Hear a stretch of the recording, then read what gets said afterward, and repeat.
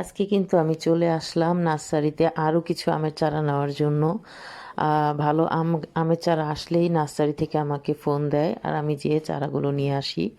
আর সাথে কিছু মাটিও নিয়ে আসছি। এই যে দেখেন, মাটিগুলো টানার জন্য কিন্তু একটা লোক প্রয়োজন হয়, কারণ আমাদের বাগানে ঢুকতে হলে একটা গলি পথ আছে আমাদের বাড়ির ভেতরে ঢোকার জন্য।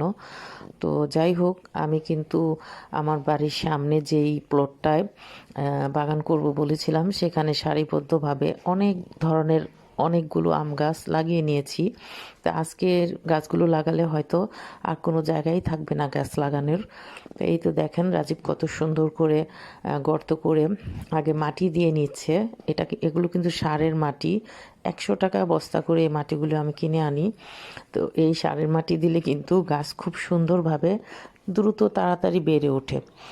আর আমার মতো যারা গাছ বুনতে পছন্দ করেন, তারা কিন্তু অবশ্যই আমার এই গাছ লাগানোর সিস্টেমটা, টিপসটা ফলো করবেন।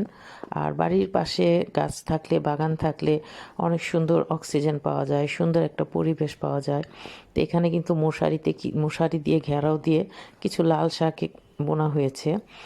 যাই হোক, আজকে আমার গাছ বোনা অলরেডি শেষ।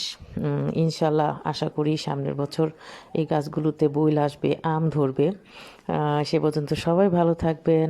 আল্লাহ হাফেজ।